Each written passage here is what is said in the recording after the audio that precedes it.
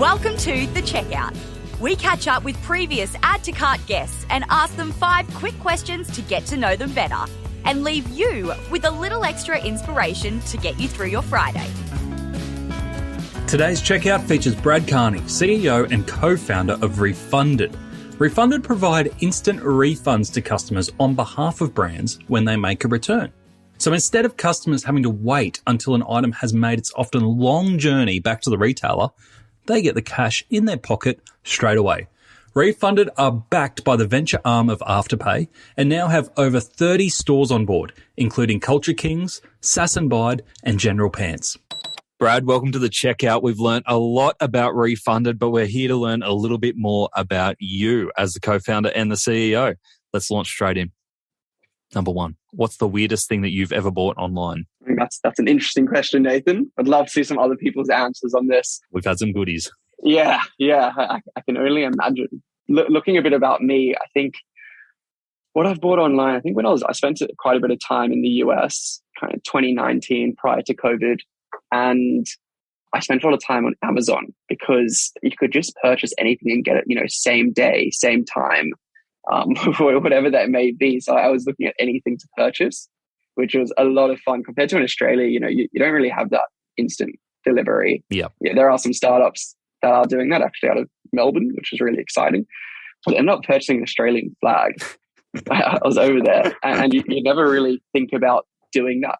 Because in Australia, who would purchase an Australian flag? And while I was in the US spending some time over there, I wanted an Australian flag in my room. So I bought it.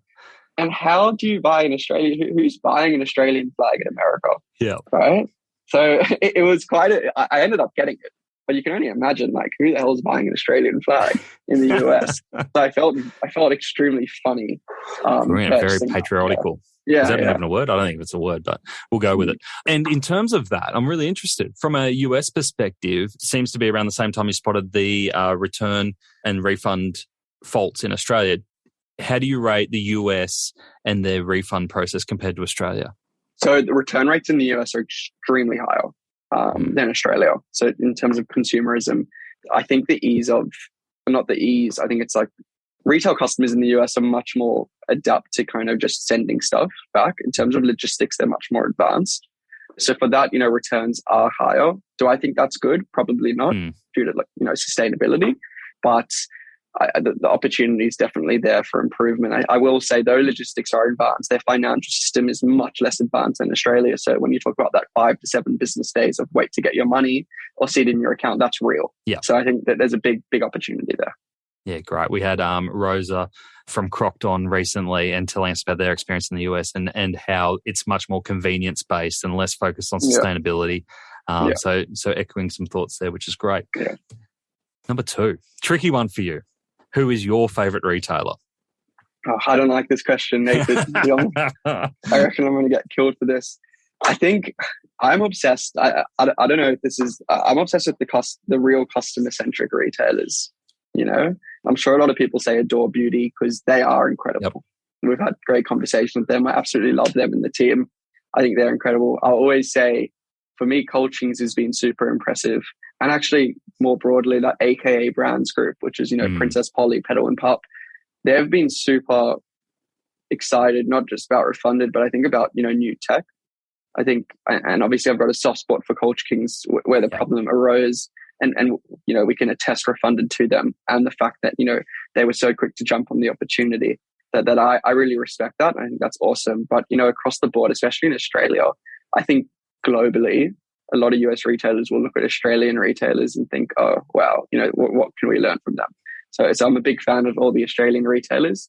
Still learning a lot about the US guys, but Australian retail as a whole, I love the Culture King story that you told on our main episode. It's great that they were your original vision and that it came to life. As you take it internationally, do you have anyone on the new vision board now that you go globally? If we crack this brand, we've made it. I think what Afterpay did in the US was just they absolutely killed it with Urban Outfitters. They were really successful in the US to do that. So I think those guys would be great. I think they've got a lot of respect. You want to find the retailers that other retailers look up to and follow. I think Urban Outfitters is one of them. But in Australia, I think we're doing really nicely in onboarding the stores that we believe have the traction to kind of build that community.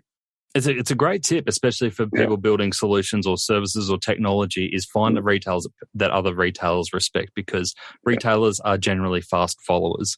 So if they have people, the proof is in what the good people are using. It's a great tip. All right, number 3, which e-commerce practice do you wish was history? Oh, it's an interesting one. I think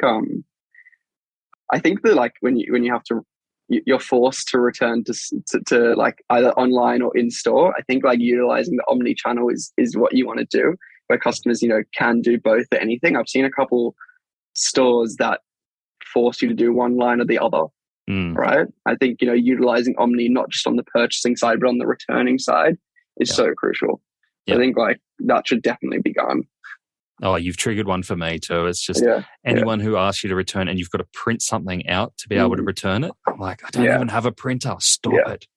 Yeah. Yeah, exactly right. Number 4, can you recommend a book or a podcast that our listeners should immediately get into? I hope some people say add to cart. They do. And I love it. And I'm like, thank you. Well, number 1 is we'll take add to cart for the purpose of the conversation.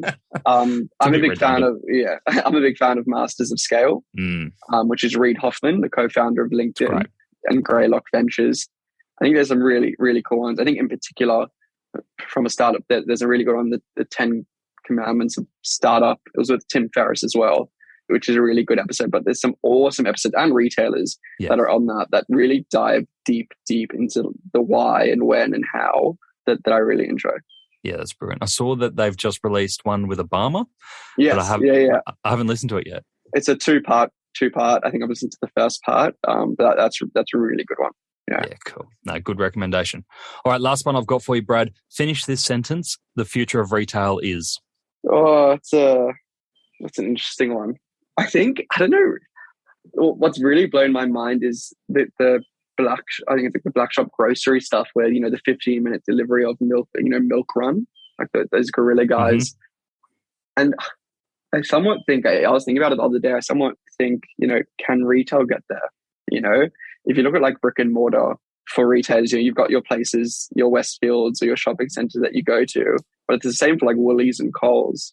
So I'm trying to think of the alignment there. Could there be, these places where you can get a t-shirt in 15 minutes, get sent to you, Could you do that? That's just my startup mind, innovative mind thinking.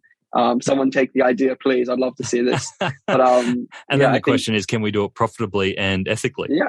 Yeah, exactly right. I don't want to say that's the future of retail. That's just my mind spitting an idea there. I think obviously omni-channel is great, where you can just do everything, online, over the phone, in store. I think that's kind of present now. But I think it's just convenience in the future. So I think that's a pretty cool ideal. Convenience is a good one. Brad, thank you for joining us on the checkout. Thanks, Nathan. To hear more from Brad, jump back into episode 152, where Brad shares how Refundid takes a load off customer service teams.